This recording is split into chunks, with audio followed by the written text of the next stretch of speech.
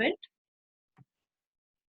So there were external triggers and internal triggers. External triggers depended on pest analysis and Fortis psychosis model, and the internal triggers were about the philosophy or reorganization, personnel, the employees, conditions, and technology. Um, After that, we looked at what are the indirect triggers. So this was dependent on pest analysis. Then we learned about a model which is given by Balogun, Hope, and Haley about what the types of changes. So we've learned about if the change is a slow incremental or at a fast pace, that is at a rapid pace. And the extent of change was about transformation and realignment. Okay, transformation and realignment, wherein realignment focused on the entire organization, but transformation was the scope was little limited. Okay, so in terms of these, the matrix talks about if it is incremental change and limited in scope, it was evolution. Incremental change, but then it is applicable for the entire organization, slowly adapts itself to the entire organization, we call it as adaptation. This pace of change, that is the speed of change, is at a fast pace. The scope is limited, we call it as revolution. Otherwise, we call it, if it is applicable to the entire organization, as deconstruction. Then we've understood what are the what is the cultural web, what are the aspects which are considered for change, whether the existing condition is to be adopted as it is, or is there any requirement for changes to be made to the organization. When they understand about these things, these aspects in the organization, maybe if needed changes applied there. Otherwise, as it is, whatever is the present scenario, it will be adopted. Okay, then we've learned about McKinsey's 7S model, where the first 3 S are considered as hard factors and the other 4 are considered as soft factors. The hard factors relate to the entire organization, where the strategy, structure, and systems are considered. What is the strategy of the organization? What's the structure of the organization? Whether it is a simple or complex, and the systems, whether they have dependent on machines or that is systems, or that is computers. I mean, say automation, machines, or they depend on the manual labor. So that is the systems. And then relating to the employees, there are 4S, which are also considered as soft factors. Who are the employees? What's the number of the employees who are employed in the organization? The skill set which they possess, the shared values of the employees, and the style of operation, whether it is a freestyle working or an authoritarian style of working. After that, we've also looked at what is the resistance to change. Okay, the job factors can make them not adopt to the changes in the organization, the personal factors and the social factors. Um, then, what are the reasons for resisting change is given by Porter and Schlesinger. So, according to that, there are parochial self-interest, misunderstanding, low tolerance to change, and then different assessment of the situation. Then the second half, we've learned about the Levin's ice cube model. Before implementing a change, they should consider about unfreezing the present scenario, then make the changes, and then after it is standardized, it's again refreezed, right? Then Lewin's force field analysis, another model which we've discussed. To achieve the ideal state, there are certain forces which act as driving forces. Some of them restrain the forces. So in a way, um, convert these restraining factors or forces into driving forces, so that the organization will be able to achieve the ideal state. And then we've discussed about managing change, were given by Cotter and Schlesinger. So what are the methods of overcoming resistance? We've looked into that. Let's start with the theory E and theory O, given by Beer and Noria. So let's start on this note about this one. Beer and Noria, they've given 2 theories.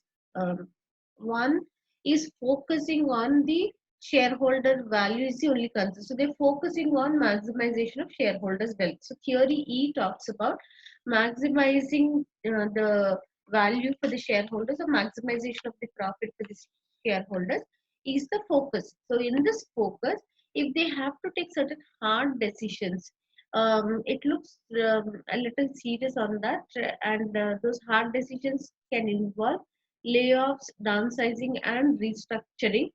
Okay, even if those things have to be taken also, they should go ahead because the focus is on shareholders value. How to maximize the shareholders wealth is the focus area.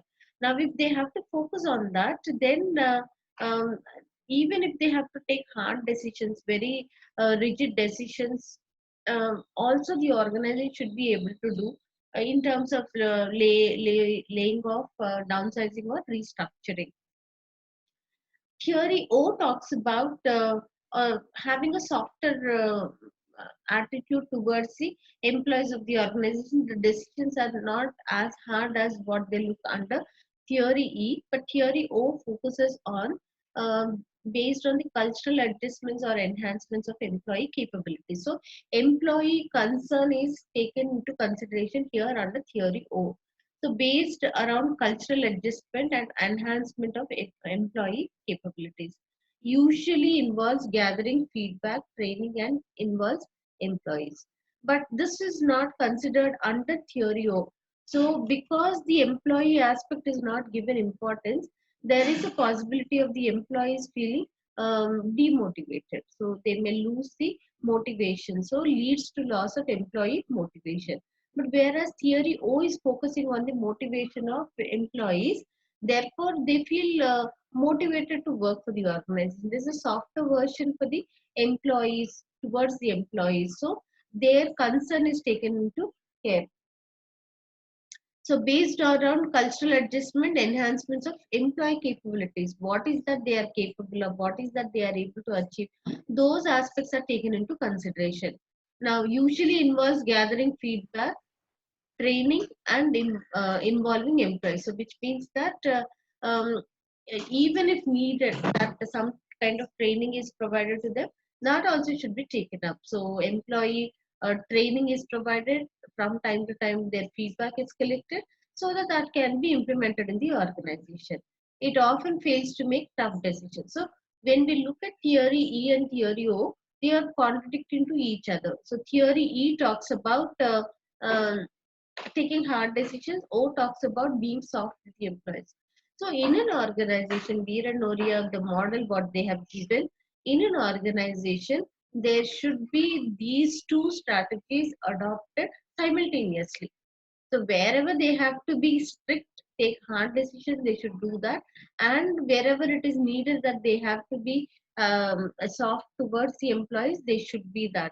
So they suggest that organizations should therefore attempt to implement both theory and E and O approaches simultaneously. So it doesn't mean that completely they have to adopt only one style of operation. That is, they need not be hard all the while, or they need not be concerned towards the employees all the while in all situations.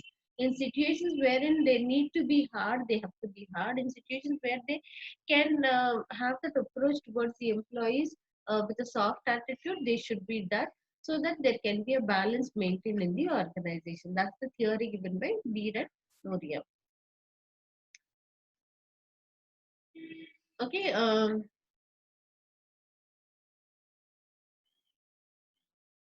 the next one is how to manage change, the change agents model given by Kenter. Kenter. Um, there are steps which are given here. On the left hand side, we see what are the steps which are given. See, all the models talk about the same thing, but there is a conceptual difference in each of them. So, um, in the flow, when we are going through that, everything looks simple, easy, general. The things which we come across in day-to-day life, all these things. But you have to have a clarity in what is each model talking about, because the questions may be directly addressed towards a particular model. In that case, we need to have that clarity, right? So managing change and change agents, define the problem and its cause. First step is we have to identify what is the problem in an organization if a change has to be implemented. So step number one talks about defining the problem and its cause. And next it says that diagnose solution and select inappropriate courses of action. So once it is identified what is the problem and what is the issue there, after the problem is defined and the reason behind that, solutions can be suggested for that. Diagnose solution and select appropriate courses of action. Then, when it is identified the problem and the solution is selected among the list of options which they have, then implement the change. Implement the change, transfer the learning process to others and the organization as well. So after they implement, if it is successful, maybe that can be passed on to others as well in the organization. So transmit the learning process to others and the organization overall. Then we have power skills of change agents. What are the skills, the power skills which the employees possess when a change is implemented has to be looked into. The list is given as the ability to work independently, ability to collaborate efficiently, ability to develop relationship based on trust. Now, some of the employees they have this proactiveness. They take decisions on their own and implement uh, for the betterment of the organization. Some of the employees are not proactive. They wait till the work is assigned to them. So when the work is assigned, they perform. But some of them wait for the do not wait for the work to be assigned. So, what are the skills of the employees? Do they need to be guided? Do they need to be leaded and some guidelines should be provided? Or can they act on their own and take decisions for themselves? So, ability to work independently, ability to collaborate effectively. Some of them prefer to work independently, some of them prefer to work in groups. So, teamwork is what is preferred by some of the employees. Others may not like to work in teams. So if a work is assigned to them independently, they would be able to achieve greater tasks. But if they are put into teams, maybe they do not perform so well. Therefore, ability to develop relationships based on trust. Then it talks about self-confidence tempered with humility. Then it talks about what is their self-confidence. Self-confidence should not be arrogance. Confidence, but it should be clubbed with the humility, then being respectful to the process of change. So when a change is implemented in an organization, there should not be reluctance towards the change, but accepted because it is for the betterment of the entire organization. Even if they are not comfortable with the change, they should be respectful of the process of change, right? Then ability to work across different business functions and units. Uh, some of them are multi-talented, multi-skilled, and they can adapt themselves to any kind of environment. But some of them are very particular and rigid about their business unit, the activity which they take up. So, ability to work across different business units, business functions, and units, and then a willingness to stake personal rewards on a result. So, stake personal rewards, so even if they have to compromise on their personal rewards also, if it is for the betterment of the organization, some of the employees go ahead. Some of them are very focused on achieving their individual or the unit's targets, and they are not bothered about what is the benefit the organization gets out of that. So the model also says that while implementing change in an organization, the skills of the employees also should be considered, right? Then we have another topic called as executive mentoring and coaching. Okay, we understand what these terms are, what is mentoring and what is coaching. So part of managing change is helping employees to perform well after the change process is complete. So it is in a way to help the employees to perform well, because there would be a lot of confusion, no clarity in a scenario where change is implemented. In that case, mentoring and coaching can be provided to the employee. So we have to understand what is the meaning of mentoring and coaching. So mentoring talks about offering to help, advise, and support to facilitate learning and development. Has no specific period. This is not time bound. Does not have to be a formal process and seeks to build wisdom, skills, and experience. So um, the employees, when they are in that confused state, they should be provided some kind of mentoring or some kind of help, advices should be given. Coaching talks about developing an individual's skills and performance so the job performance improves. So how do we differentiate mentoring and coaching? Mentoring is just advising them, helping them, so that they can take up the work effectively. See, but um, coaching is skill development. Coaching talks about skill development. On a personal note, mentoring helps them. That is also to perform them, but it is not addressing the development of any skill. But coaching addresses the development of skills. So developing an individual skills and performance so their job performance improves. Okay, tends to be one to one. So it's on a one to one basis, has a specific purpose and formal targets.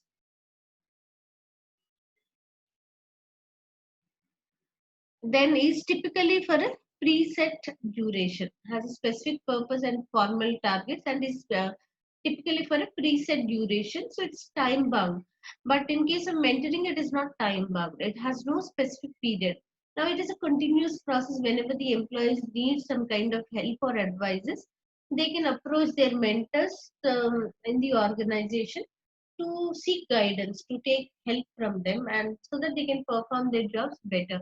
But coaching is a time bound, and then during that period of time, whatever is the training which can be provided to them is provided, and uh, the skills can be enhanced. The next topic talks about managing decline during a significant decline. What does it mean by decline? Let's see what is meant by decline.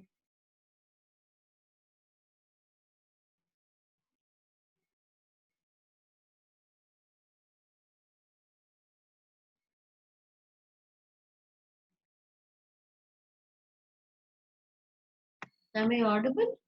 I'm audible. What is a decline? What does it mean by decline?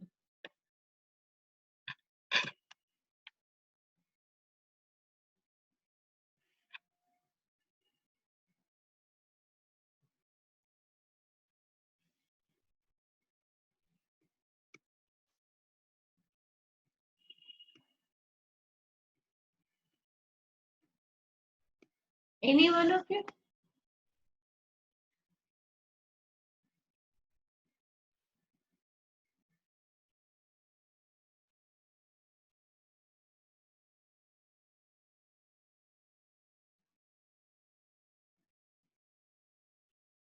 Okay.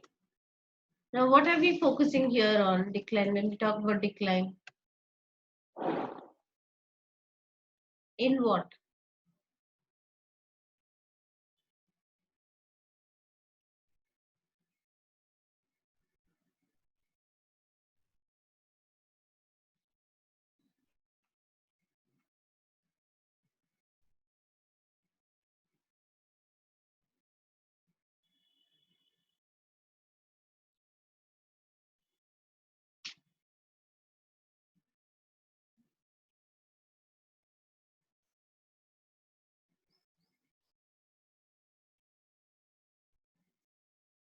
Fall in what?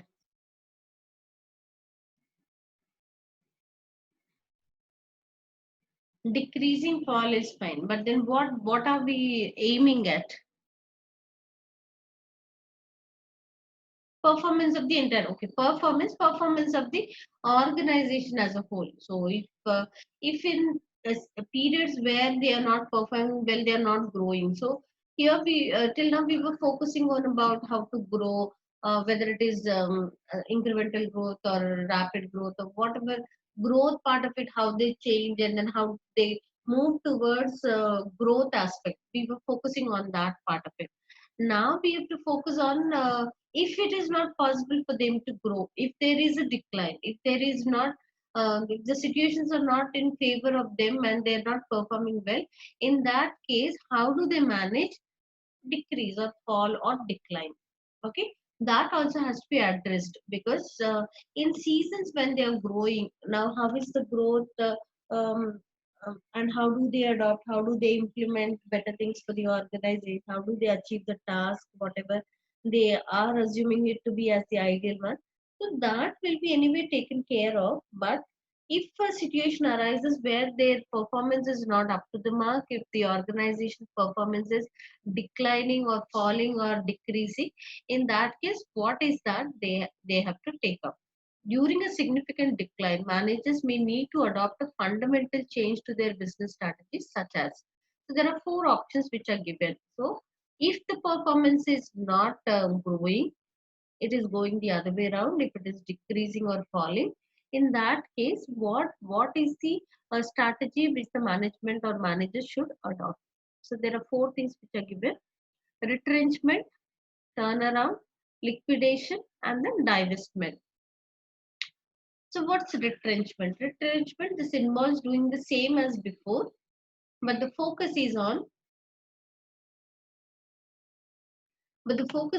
drastically cutting down on the cost. So, but drastically cutting costs. What's turnaround? Turnaround says that the organization repositions itself within the market for competitive advantage. This is about repositioning. So whatever is their present position, if they cannot perform at that position, maybe they change their strategies, they change their positioning, and then adopt something else for the organization.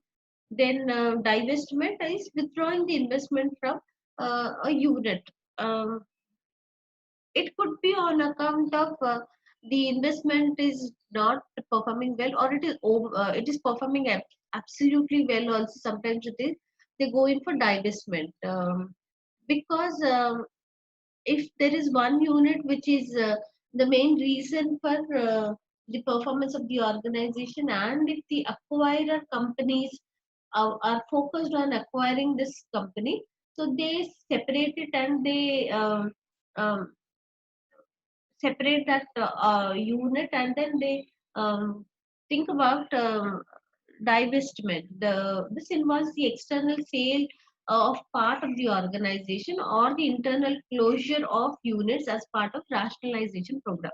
Either they close down on that, or they sell one unit which is performing very well, because of which sometimes this could be one strategy which is adopted. Sometimes the acquirer companies think of acquiring the company because of that particular unit. But if it is separated and it is sold off, then the company can be operating as it is, and then the acquirer would no longer want to acquire this company. Therefore, also divestment takes place. Liquidation is the organization is sold to one or more buyers. So it's absolute closing down of the activities. Liquidation, it is sold to one or more buyers. This is an admission of failure by the senior managers. So there is no way that they can reorganize themselves, restructure themselves. Their liabilities are greater than their assets. Their position is not fine to operate even in the short run. They are not able to make the payments to their creditors. In such a situation, the last thing what they can think about is liquidating, closing it, selling it off all their assets, and discharging their liabilities. And that would be the last solution. So um, either they can think about cutting down on the cost retrenchment. Turnaround is repositioning themselves. Divestment is if a unit is not performing well, can be closed down. or some parts of the unit can be separated from the organization and they can be sold. Okay, that is divestment. If nothing works out, then they can think about liquidation.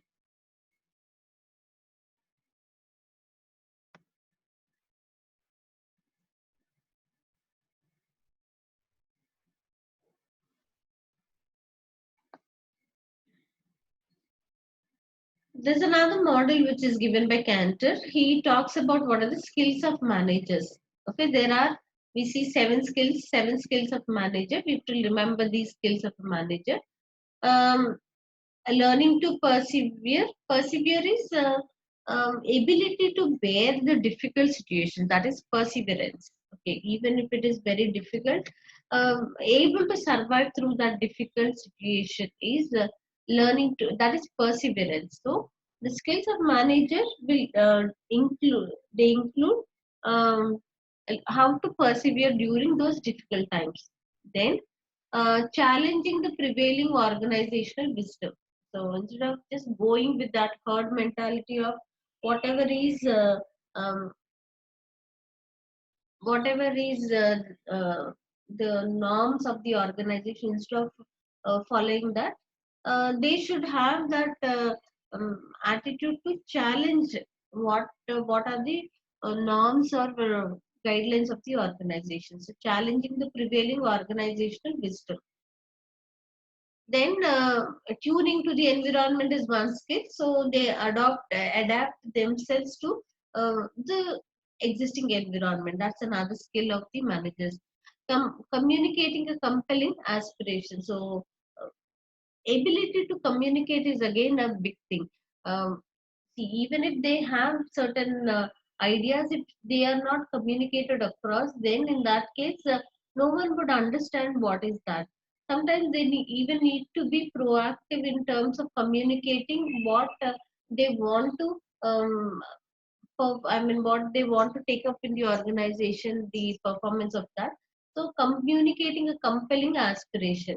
Then they should be able to build coalitions, that is, work in teams, and together in team spirit, they should be able to work. Transferring ownership of the work team. Okay. Some of them are very, very hesitant in terms of assigning authority to others. So they would want to take the decisions by themselves instead of assigning this authority to others. So transferring of ownership of the work team is again important. And then making everyone a hero, that is giving the credit to others for their performance, rewarding them.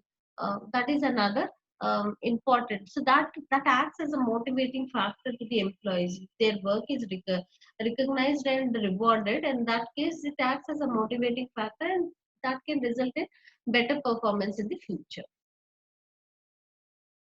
Then we have come to the last part in the ethics and change management. Ethical aspects also should be considered um, um, while change is implemented in the organization. So, what are the ethics and change management? Whether the change is justified. So that's the first thing what they have to understand. So just because the change has to be implemented should not go for implementing a change in the organization, but first I justify whether this change is needed at that point of time, because this involves the employees of the organization, their motivation, their morale, all those things are involved in that. So at that point of time, whether is it the appropriate time, or should they be given some change instead of that, drastically if they bring about changes in the organization, that can act as a hard factor. That can demotivate the employees. In certain situations, we see that forcefully they force themselves to leave the organization because they cannot adapt themselves to the organization. So, first point what we have to understand is whether that the change is justified or not should be considered. And then ethical issues include deciding on who to make redundant. What does it mean, redundant?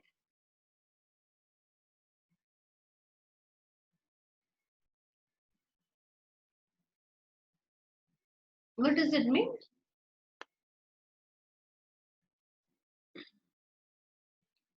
We have this term called as redundancy.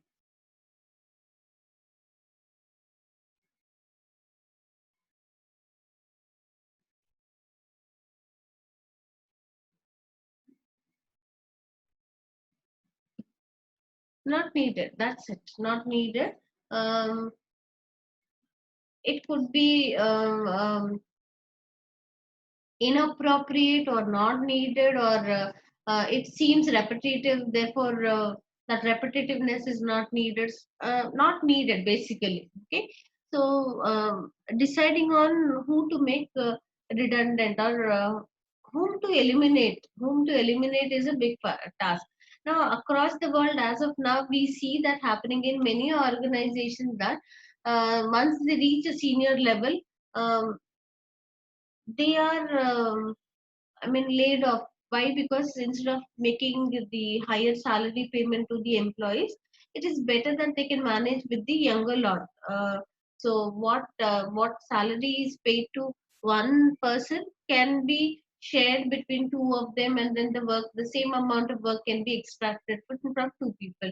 So something like that. So that is that should not be the situation. So that affects the, now we see that happening across the world, and especially during this crisis time, we see that the people who are there in the top positions, they are losing their jobs, because um, they are, they are felt like they are not needed in the organization.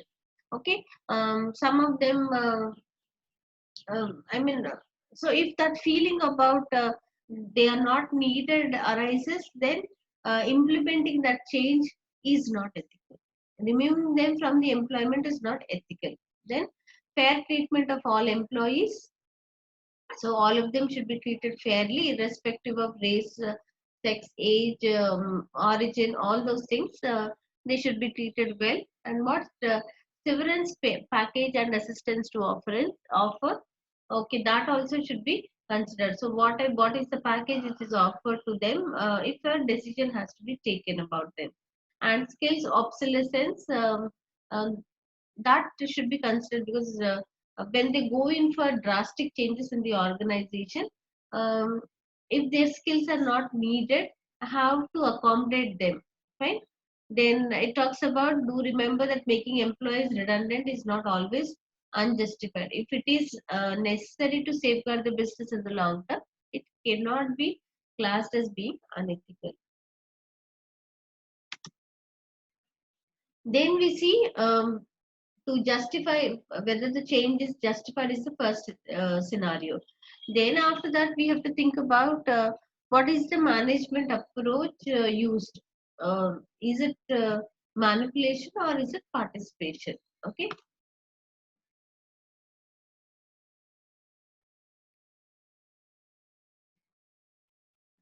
Then some managers may seek to exploit change to ensure they benefit personally from new power structure and reward scheme. So the ethical aspect of it, to implement in an organization, it lies at the top. So for everything, if a change has to be implemented, the seriousness should be there at the senior level. If ethical aspects are to be implemented in an organization, the seriousness should be there at the top level. So if they are not serious about implementing ethics in an organization, to follow the ethical principles in an organization, nothing can be done about it. So the seriousness should be there at the top level. So that is more important there. Okay. Uh, some managers may seek to exploit change to ensure they benefit personally from new power structure and reward schemes. Similarly, some may resist change to protect their own interests. The extent to which plans are made available, or if a need to know culture is adopted, whether misinformation is used to drive certain phases of the change process, whether they are taking decisions based on the correct information, or there is misinformation. Accountants may be asked to manipulate figures to exaggerate the case for change. Okay, so this all involves top management. So if they want to implement a change, they can go to any extent to manipulate the existing scenario. So while change has to be implemented in an organization, simultaneously the ethical aspects also should be considered in an organization. Okay, so there are many models we've learned from yesterday. We've learned that um, while going on from one model to another model, that's all fine technically, but then you have to memorize all those things. You should be conceptually clear about each model because you are the one who have to address these MCQs in the exam. So the questions in the exam, some of them involve so much of content in that you should be thorough with that part of it, and then apply your knowledge there to arrive at the answer. So take time and then learn each one of them thoroughly. Now let's go to the MCQs and then answer these MCQs.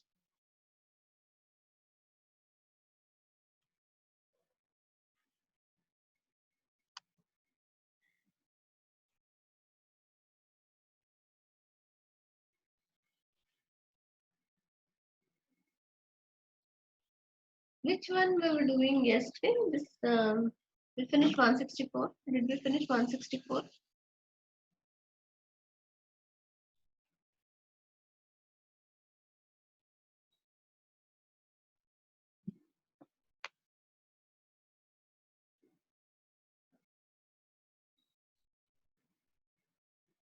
Huh. So let's start 165. I'm not sure whether we've done 165.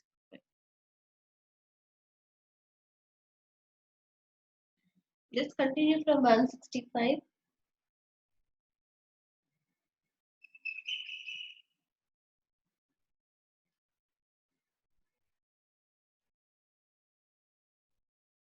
I asked you yesterday about something. I said, please share with me what are the contents there on the site, which we have to discuss, or give me the link of it or something.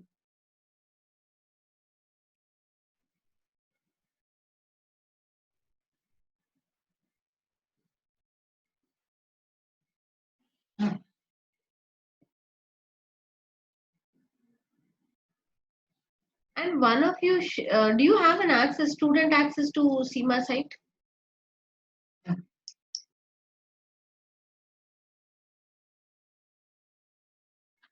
Sahitya, you want to say something?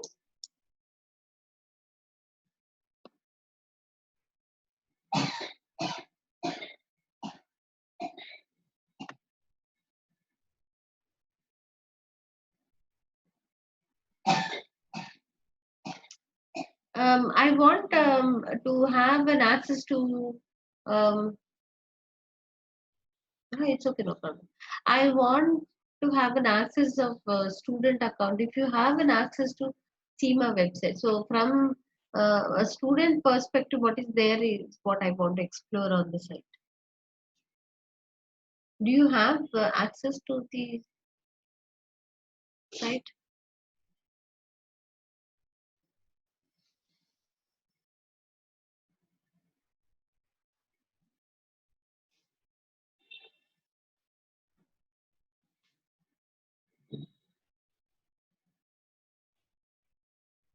What is it?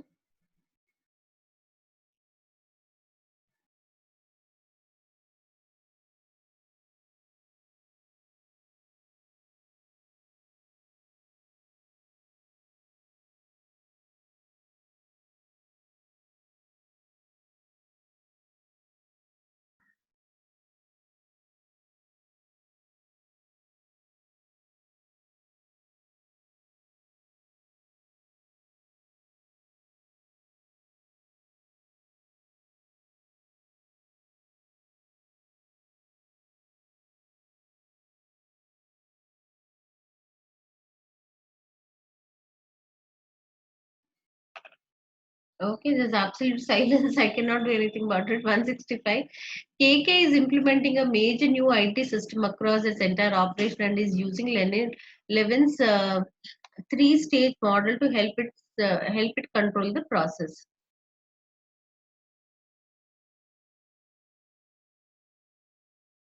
So from where did you get, I mean, where did you see the questions, or you were saying something, pre-seen questions, something?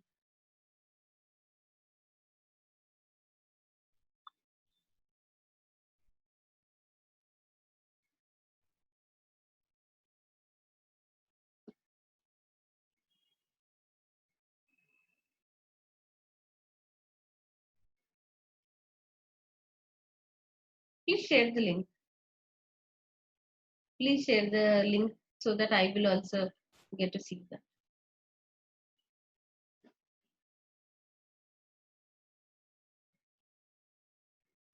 Okay.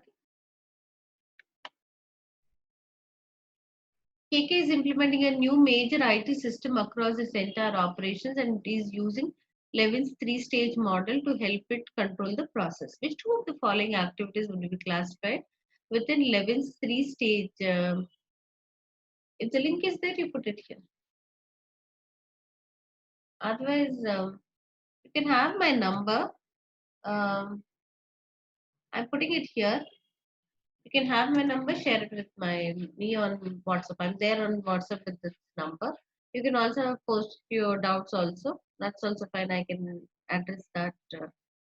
Mention from which college you are and what is the program, because we have so many students asking their doubts, posting their doubts, and they are in touch with us. So please just write that you are from CIMA batch Stella Maris, and then write whatever you have to.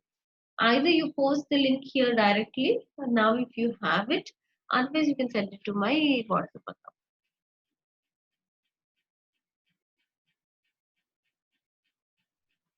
Right.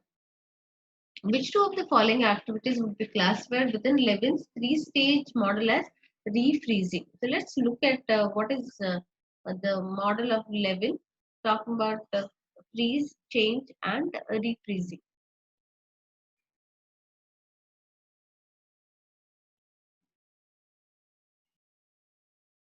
Okay. Then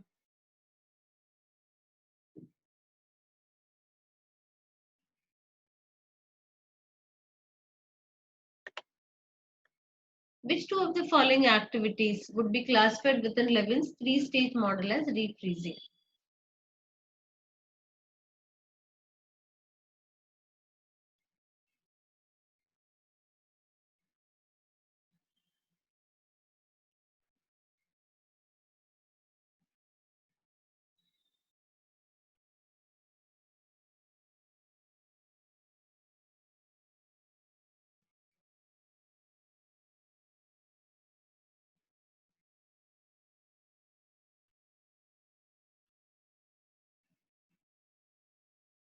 8 talks about setting up new. What are the three steps we have?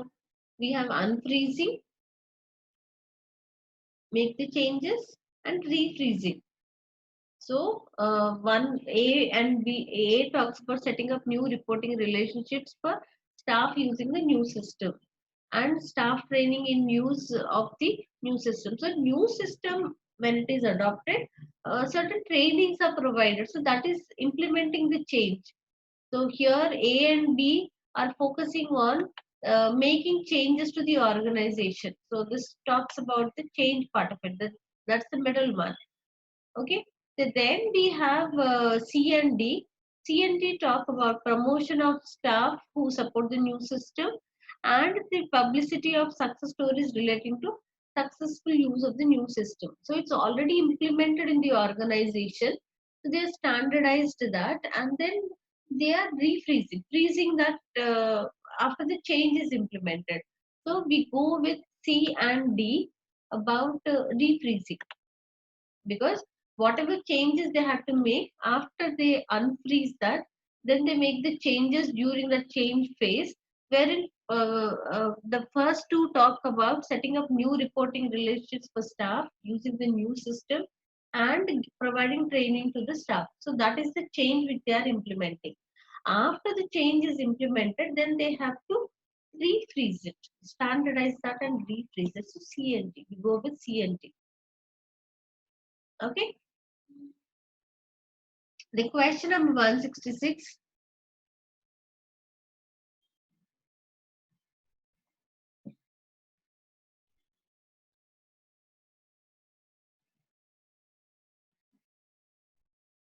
S runs 3 flower shops. He has recently found that demand for her products has declined and this has led to a fall in profits. Which one of the following actions by S would be consistent with the Theory E approach as described by Beer and Noria? Which one? One you have to select. Theory E. There are two theories, Theory E and Theory O. So, Samya says C. Uh, Theory E is on a harder version. O is having soft uh, attitude towards the employees. Theory E has to take suggest about taking decisions on a harder note. Okay, so we are focusing on theory E. Theory E.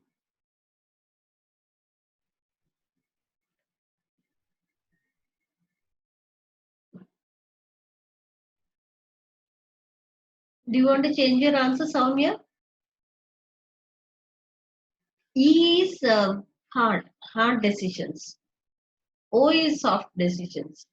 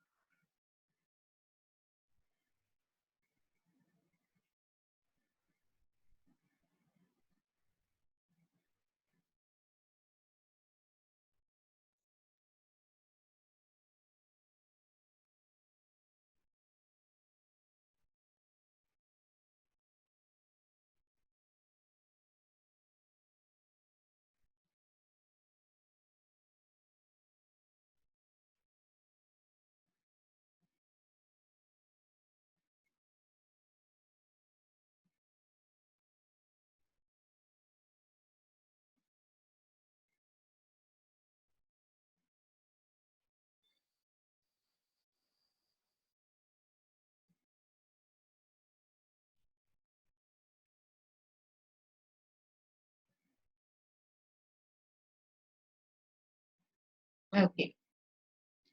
B says reduce the number of staff working in each shop and use the cost saving to allow um, S to cut her selling prices is the right thing. Okay. C is about having a soft attitude. Okay. Discussing the problems with her staff and brainstorming new ideas for the employees. And A and B also undertaking additional marketing and training to help her improve her ability to attract customers. Look for ways to improve customer service within the stores to improve customer retention. So B is the answer.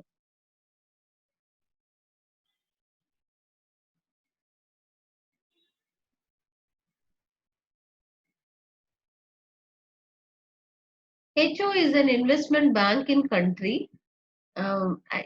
Its employees are highly skilled and work long hours, rarely taking holidays or time for other activities. In return, HO pays very high wages with annual bonuses that can be equal to the employee's annual basic pay. HO's staff are among the highest paid workers in country A and lead lavish lifestyles. They are seen as a core competence by the bank's management and would be hard to replace. HO has decided to implement stricter controls on employee investment activities. After a number of its rivals have been heavily fined for illegal investment deals, one of HO's rivals was forced into liquidation by the size of its fine. HO has decided to launch a new computer system that will restrict its employees from undertaking unauthorized deals. HO staff have reacted angrily to this, saying that they do not see the need for a new IT system and that HO's suggestions indicates that the management do not trust them. Which one of the following activities would be the best way for the organization to reduce resistance from its employees to the new system?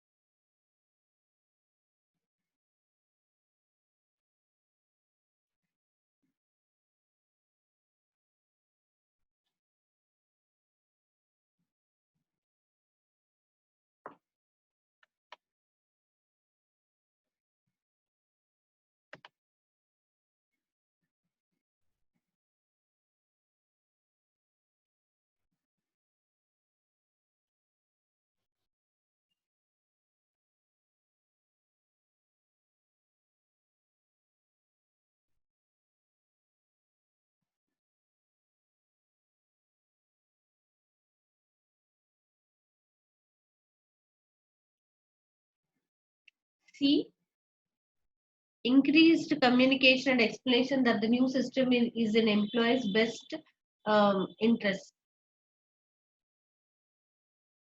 What about A? Offering increased pay and rewards to staff who adopt the new system. What about B? Offering detailed training for staff on the use of new system, including ongoing technical support and assistance. Increase exercise of authority by head office management. Simply implement the system regardless of employee resistance.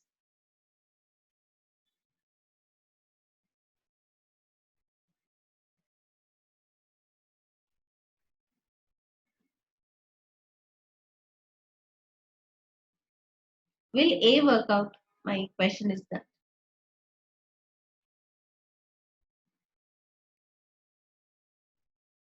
That also seems motivating. Increased rewards or increased pay. That also is motivating to the employees.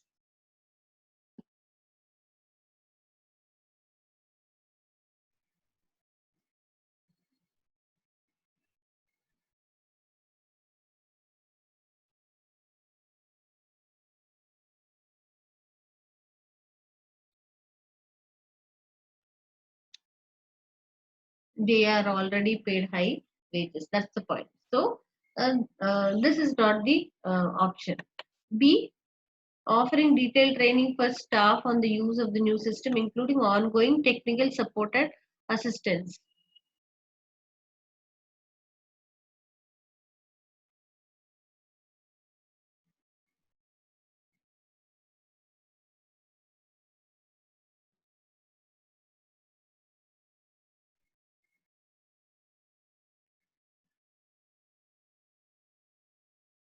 They're already skilled workers. They're highly skilled workers. They are considered. Okay, so if a new system is implemented, if they do not resist it, it is not a big issue with those employees. They're already because they're already highly skilled workers. So the better way, the best way among the options is to see that they convince, they are explained about what are the benefits out of this particular system. So increased communication and explanation that the new system is in employees' best interest. So that the others also seem alternatives which can be adopted. But among all the four, C is the best one at this point of time. So we should go with C.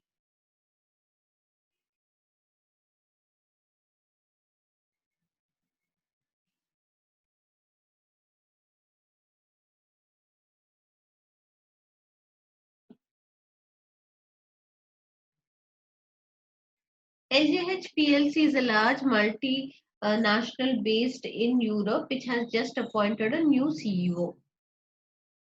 The new CEO has some very exciting ideas about the future direction for LGH. All her ideas will require careful, thoughtful change management. She has therefore decided to appoint herself as a uh, change leader. Select which three of the following steps would be incorporated in the change leader's role.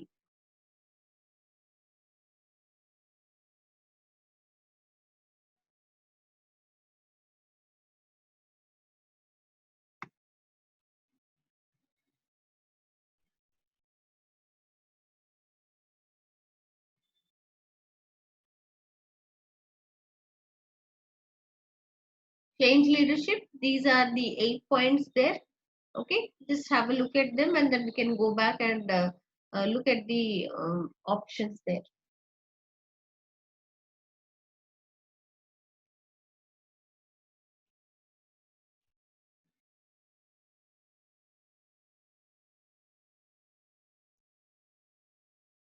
So you have to select any three.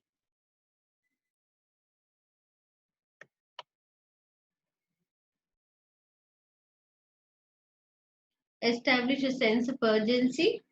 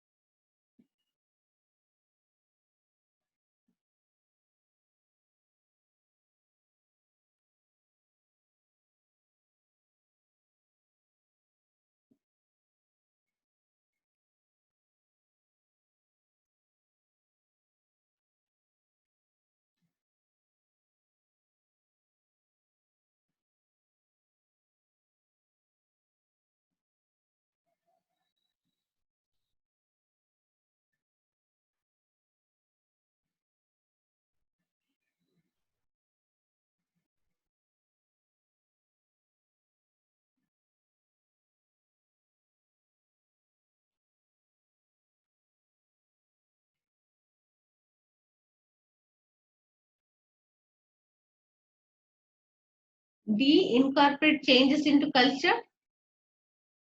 A is there, C is there. Incorporating changes into culture. Last one, incorporate into culture. Okay, so you are right, Soumya. A, C, and D. A, C, and D is the right answer.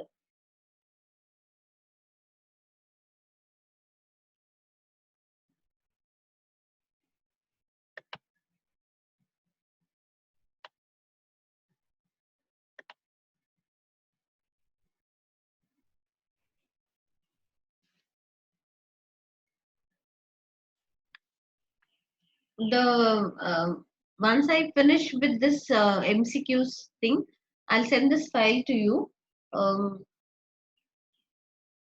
you've already answered, but then now for practicing again and again, you answer the same set of questions. So individually, without anybody's help, no one prompting from any side, you should be able to figure it out.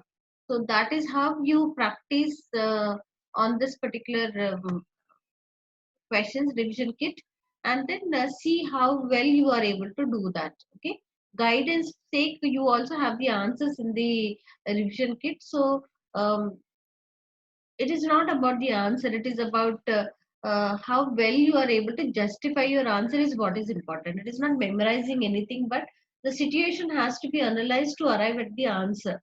Therefore you practice it till the time you write the exam, right? Question number 169.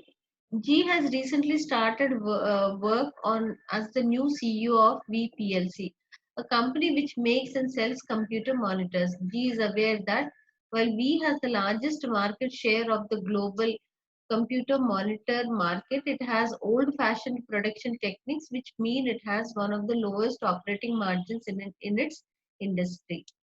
G therefore decided to implement a major shift in the organization's operations.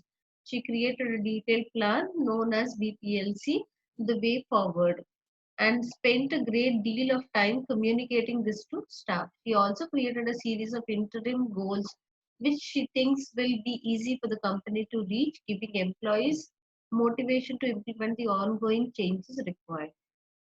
Ultimately, even though several interim goals were met, G failed to fully implement her vision. G stated that this was because even though senior management had agreed to help her implement the plans, they thought that V's position as market leader meant that really um, it did not really need to make internal improvements. According to Coter's model, which of the 8 steps of change leadership had G failed to meet?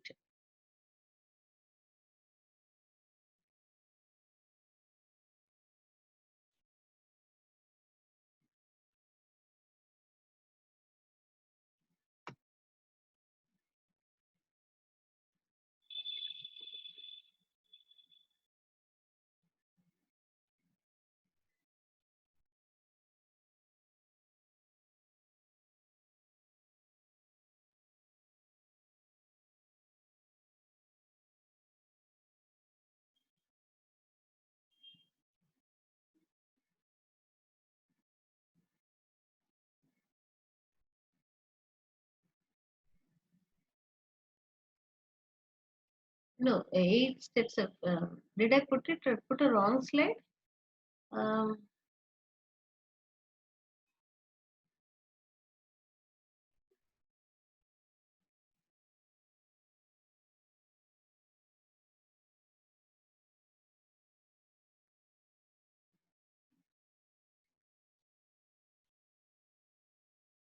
this is the right slide. Please look into that, and then we'll go back and then address that question.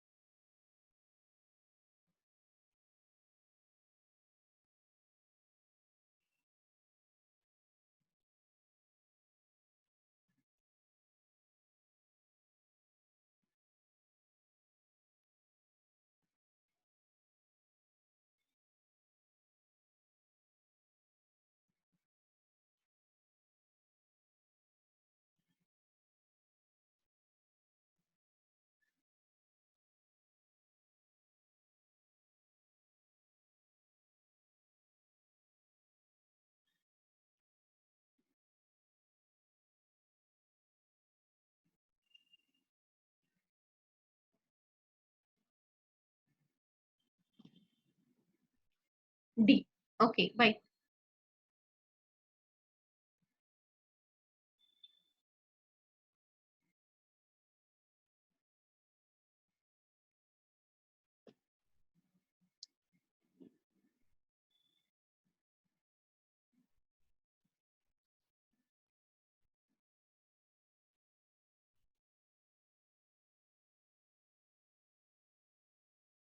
They have old production techniques.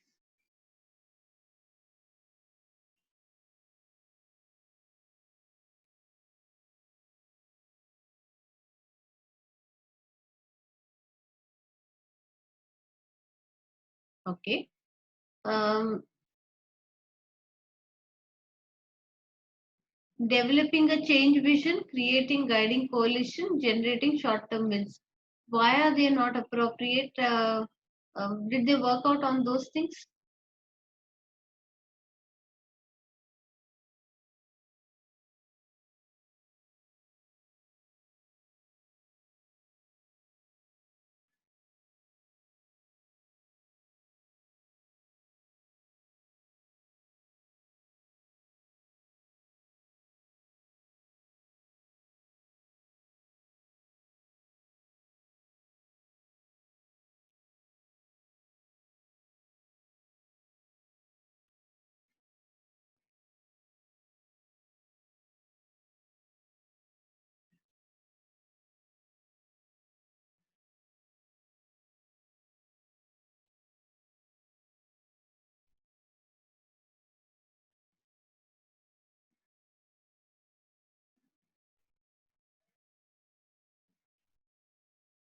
Which huh,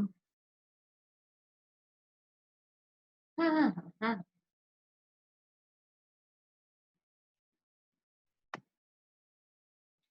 no, no, don't be confused. We are only justifying whether this is right or wrong. So that's the only thing. So your answer talks about they have old production techniques which has impacted their operating margins. So they were the ones who, with lowest operating margin. Therefore, there is a change which is needed. So that part of it is fine. Then was there did, did G develop a change vision? Yes, G has therefore decided to implement a thing on that. She created a detailed plan. So detailed plan was there. So there was a change vision which was developed. That is, I mean, so therefore this is not the appropriate answer. Then creating a guiding coalition. What does it mean, guiding coalition? She has created a series of interim goals which she thinks will be easy for the company to reach, giving employees motivation to implement the ongoing changes required. Okay. Yeah. Then generating short-term wins also, even though several interim goals were met, so that part of it is also taken care of it. All the background work is done. G has prepared in all those areas, but the sense of urgency, because now they are not the market leaders in terms of profitability and all, so that sense of urgency was not created. Therefore, D is the answer. All your points are absolutely correct. So we have to figure it out, where was each step met. Yes, this was met. Therefore, it says that G has succeeded in that. G did not fail in that.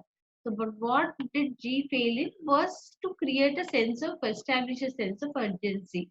Therefore, that was not addressed, and G has failed to meet that part. So, for 169, answer D is the correct one. Others also, please respond to these MCQs. Please respond. FDZ is experiencing a crisis in its operations as one of its major product lines has been banned by law in its largest market. FDZ's directors have proposed that the company forms a team of senior employees from across its various departments to brainstorm ideas for how to radically change the product to enable it to meet the new legislation. FDZ feels that if this is not done, within the next 4 weeks, long-term damage will be done to the company's reputation in the market. Which two of the following statements about teams could FDZ need to consider before proceeding?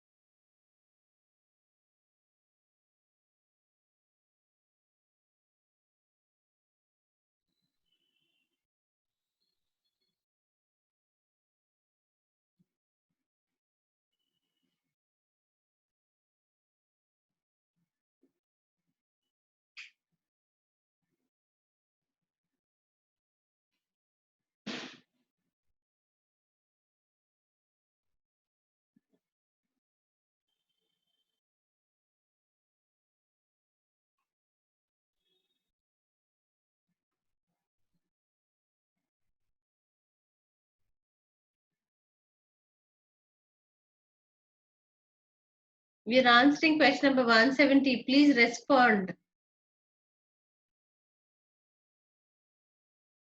Shruti, answer this question, Shruti.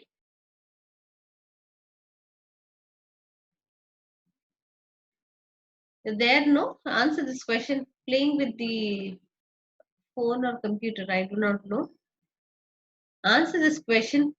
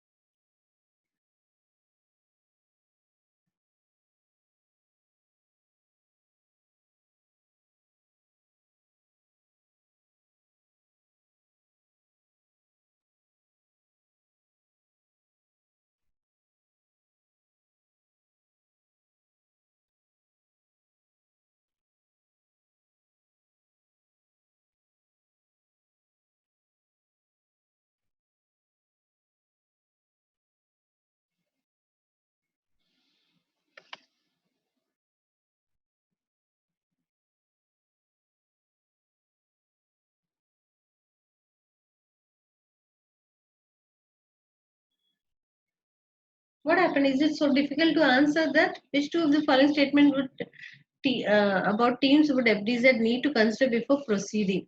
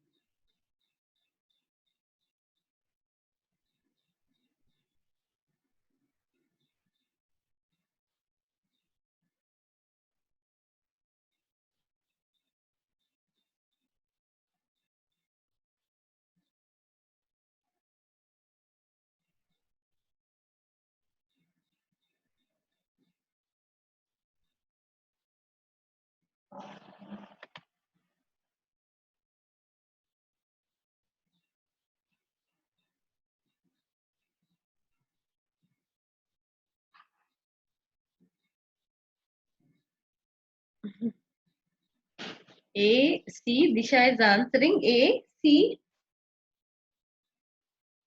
The use of team could slow FDZ's decision making down, which the company cannot afford.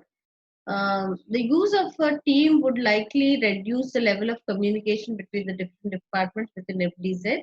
Group pressure to confirm could lead to team members agreeing to amendments to FDZ's product that they do not feel are suitable.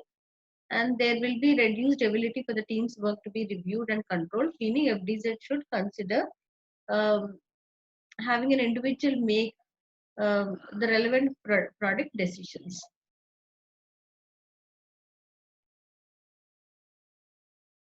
So you say A and C. Any justification why A and C should be considered? A is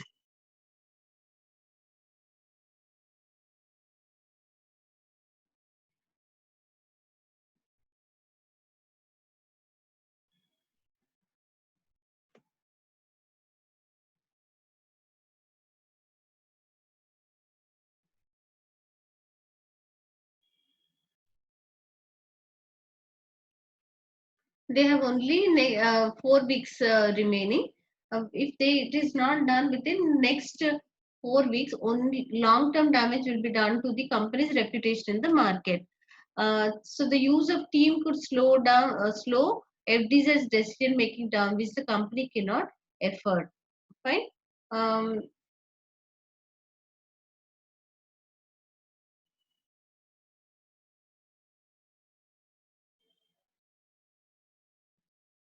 Group pressure to confirm could lead to team members agreeing to amendments to FDZ's product that they do not feel are suitable. That's again another answer which is correct.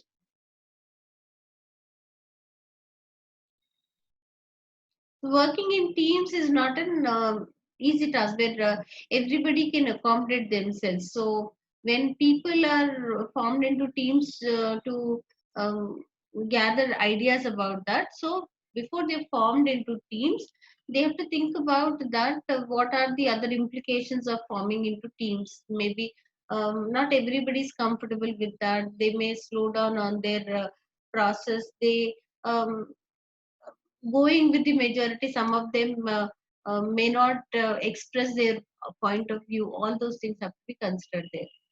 171, which one of the following is a leadership style within cotton and cleansing model?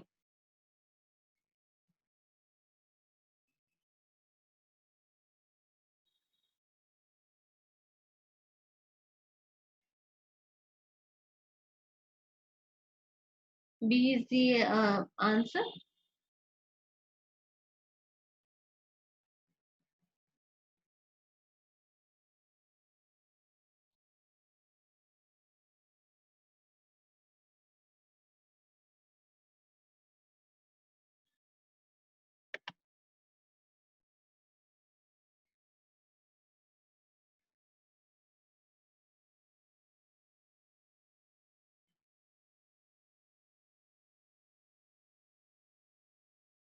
HRH sells memorabilia and ornaments to tourist shops across country. It makes strong profits each year, but is considering the launch of a new production system that will reduce its overheads and increase margins. It will also allow HRH to make around 15% of its workforce redundant. HRH CEO has made a number of different suggestions as to how staff could be managed, but is unsure which of Porter and Schlenger's leadership styles each one relates to. We have to do the matching.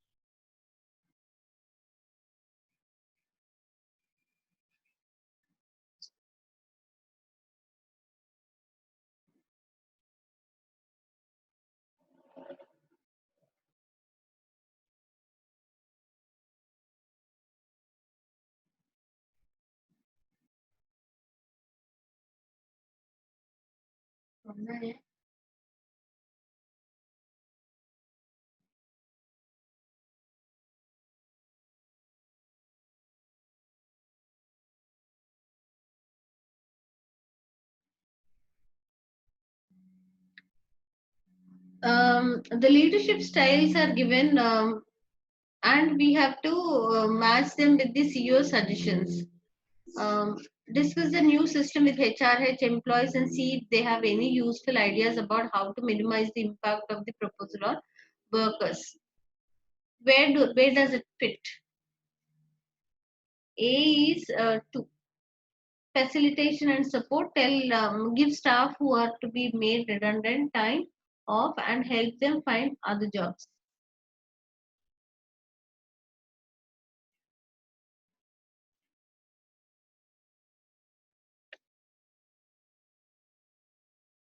B, education and communication.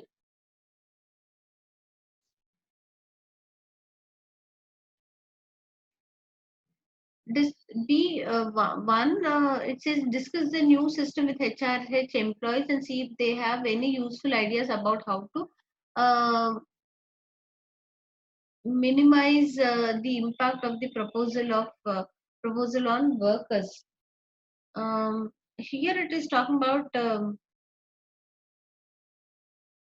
D is one, participation. Yes, D is one.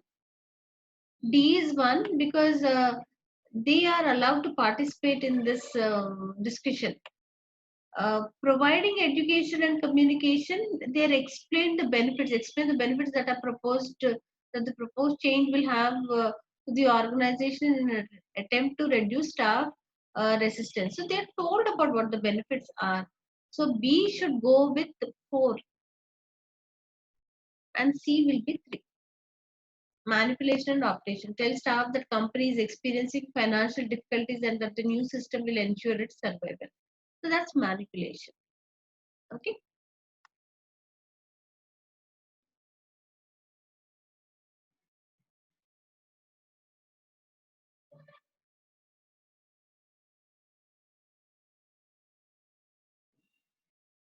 173, G Limited has a small workforce that is highly skilled and motivated. G feels that many of its staff members would be difficult for the company to replace and it therefore needs to maintain a strong ongoing relationship with them. G is about to implement a major series of change and is concerned about employee resistance. The changes will involve 20 redundancies, which is the minimum that G feels will enable the company to avoid insolvency. The redundancies will need to be made over the next 18 months. Which one of Porter and Schlesinger leadership style would be most appropriate for G to adopt? Which one would be more appropriate for G to adopt? Most appropriate.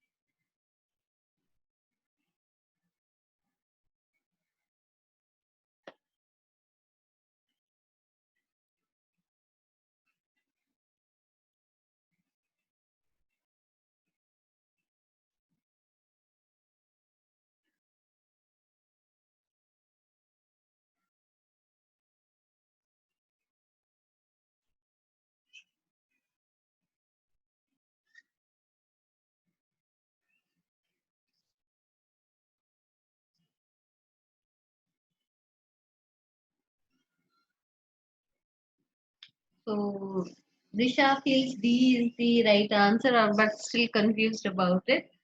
D talks about education and communication. Which one would be most appropriate? Force is not the case. Negotiation. It says that G has a small workforce that is highly skilled and motivated. Okay. So when they are highly skilled and motivated, G feels that many of its staff members would be difficult for the company to replace, and it therefore needs. So what happens if they use power? There is a possibility of they may leave the organization because they're highly skilled employees. So they may not continue. So power and coercion cannot work out there.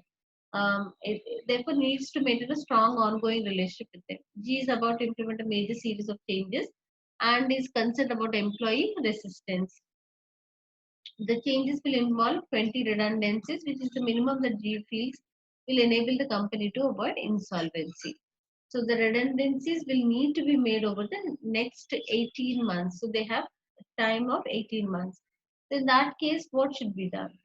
Because they are highly skilled and motivated, and they can be explained about this. So, and it therefore needs to maintain a strong ongoing relationship with them. They cannot take a chance about um, uh, on that aspect of losing on their highly skilled employees.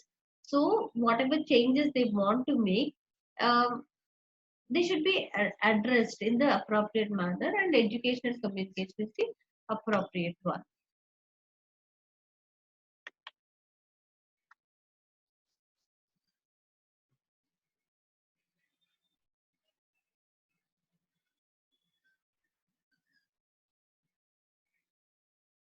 174. J has been hired as a change agent by the directors of BBPLC. Which of the following roles would J undertake as a change agent? Select all that apply.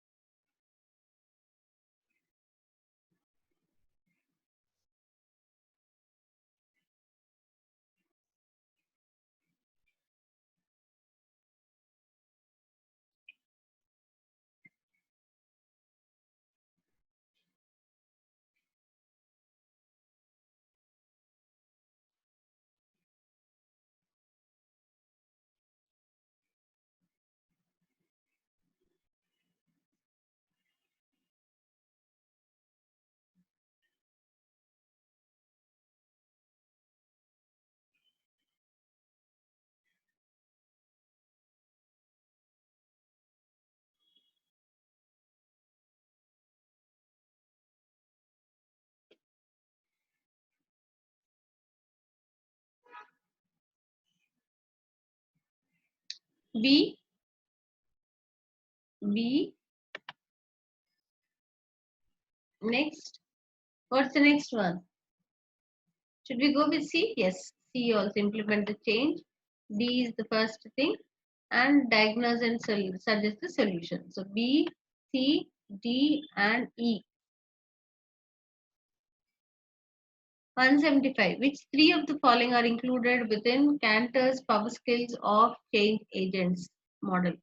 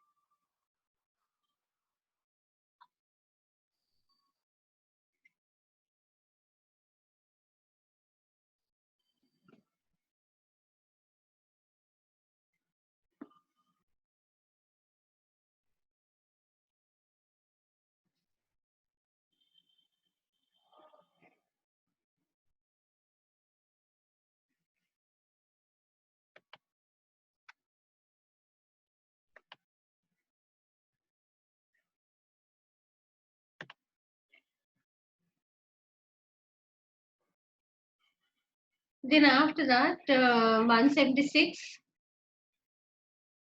ADE. After that, 176. Consider the following statements. The provider acts as an ongoing role model. Um, so there are two things here: executive mentoring and executive coaching. Consider the following statement. So where do these things fit is what we have to write. Under mentoring, what fits in, and under coaching, what fits in.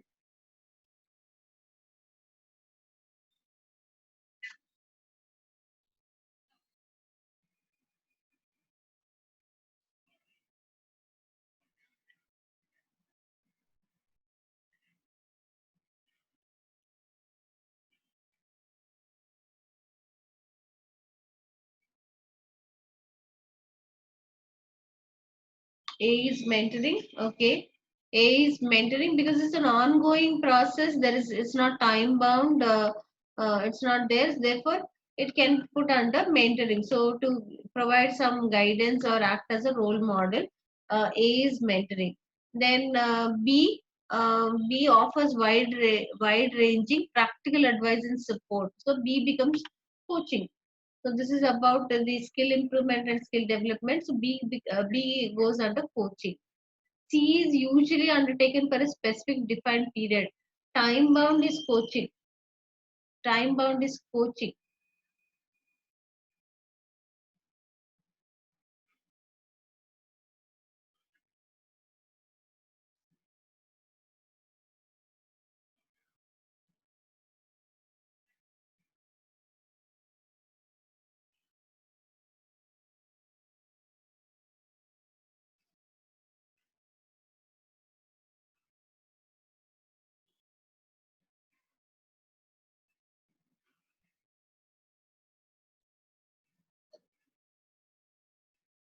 Is typically for a set preset duration.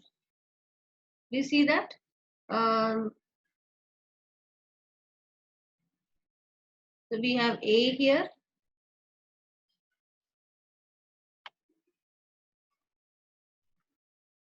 B, where do we have B?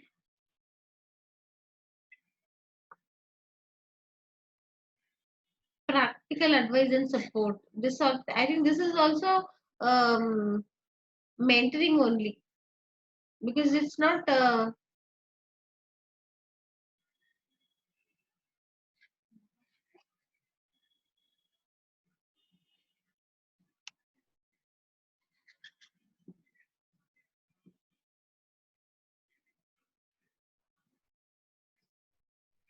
This is not skill enhancement. No, practical advice and support. So B also should come under mentoring. Otherwise, if it is for skill enhancement, it should go under coaching. Where I got confused, I'm really sorry. So B should be there under mentoring. Then C says it's usually undertaken for a specific defined period of time. Time bound is coaching. So it comes under C comes under coaching. D tends to focus on specific skills and goals. So skill enhancement. So this is also coaching. D is coaching, skill enhancement. No, E says more likely to cover both technical and non-technical um, areas. So E comes under mentoring. So A, B, E under mentoring, C and D under coaching.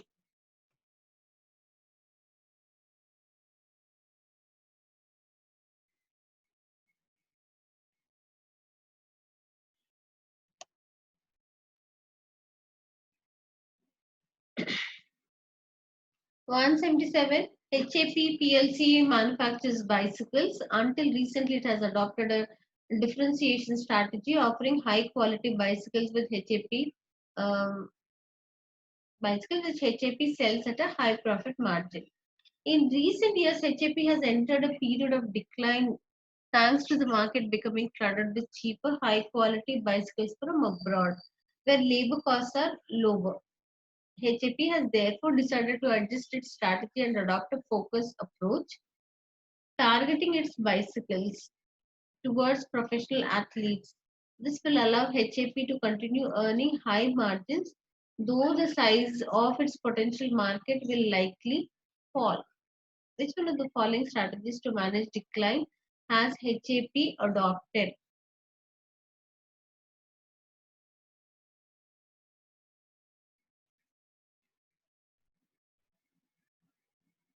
Okay. Um, During decline,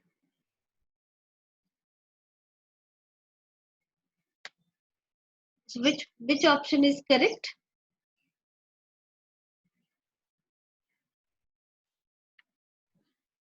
Retrenchment is drastically cutting costs. Turnaround is organization repositions itself within the market for competitive advantage.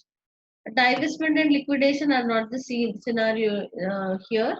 Um, so, is it retrenchment or liquidation? So, what are they doing? They are into selling high quality bicycles. Now they have to reposition themselves. So, C is the right answer.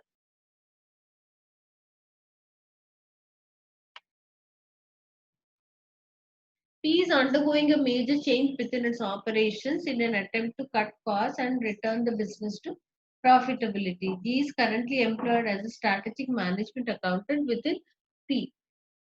As a professional accountant, which of the following change strategies is um, inconsistent with G's code of professional ethics?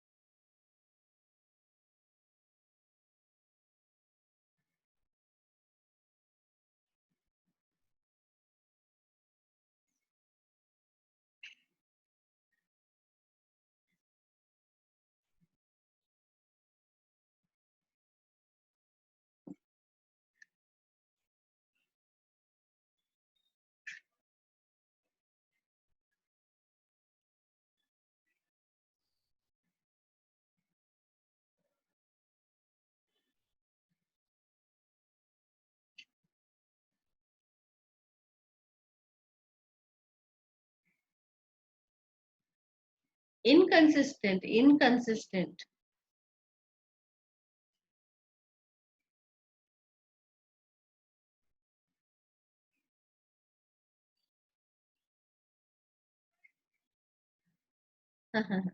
Okay. It talks about code of professional ethics. Code of professional ethics, among them, um, manipulation is the one which is not consistent. Why manipulate when it can be explained to them, educated to them, communicated with them? Why do they have to adopt it? Manipulation of information is misleading. So that should not be adopted in terms of ethical practices. When they are focusing on the ethical practices, where the misinformation is used to derive, that should be considered. So it should not be manipulative. That's the option.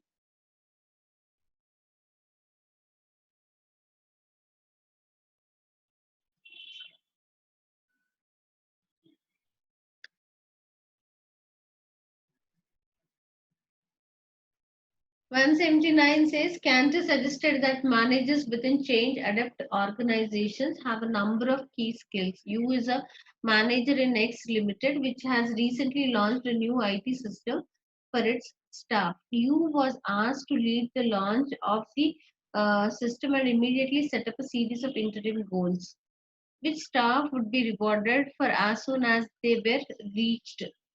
Which one of Cantor's change leadership skills is you demonstrating?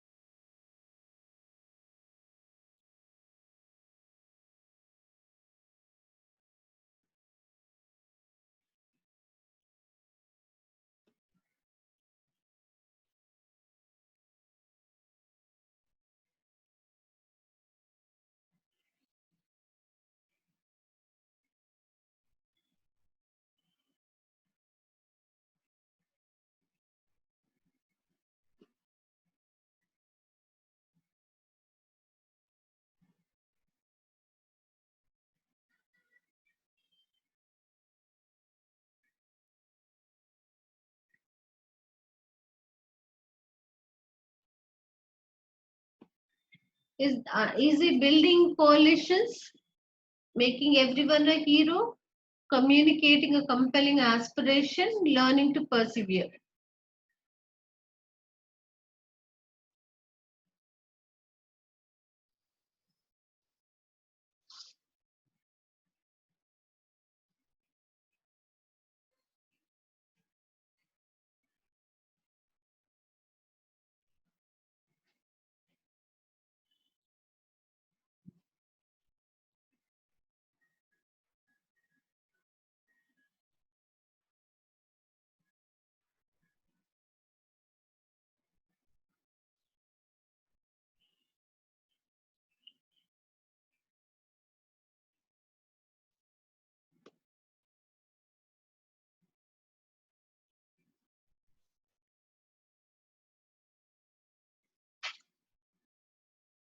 What happens among so many of them?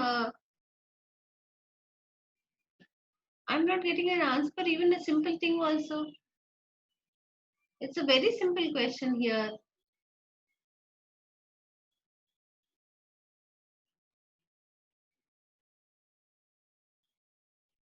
You already went for a break.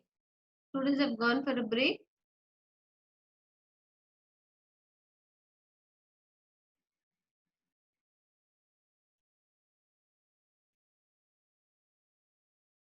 Okay. It's a simple question. So, Candace change leadership skills is a topic what we've learned. So, under Candace change leadership skills, Now, these are the seven skills which are mentioned. So, learning to persevere, challenging the prevailing, these things. So we understand these meanings for each of them. So, which one is the most appropriate one which goes with this particular case? So, Cantor suggested that you is a manager in X Limited. So, which has recently launched a new IT system for its staff. You was asked to lead the launch of the system and immediately set up a series of interim goals. Okay, then which staff would be rewarded for as soon as they were reached. Which one of the Cantus change leadership skills is you demonstrating? Is he building coalitions? Is he forming them into groups and achieving that? That is not there. Making everyone a hero, yes, because everybody is rewarded as soon as they uh, achieve their task. So making everyone a hero is the case. Communicating a compelling aspiration, there is no issue about what is his aspiration and communicating that, and learning to persevere. Situation is not so unfavorable that he has to persevere in such situation. The answer, appropriate answer is b because he's rewarding everyone for whatever is the task which they have achieved. So he's making everyone a hero. Then 180, answer 180 and go for a break. Which two of the following statements is consistent with Peter's uh, thriving on chaos theory? I didn't discuss on that.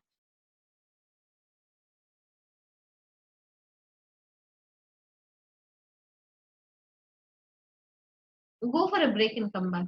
Okay, come back within 10 minutes. So maybe we'll discuss about thriving on chaos model and then proceed further.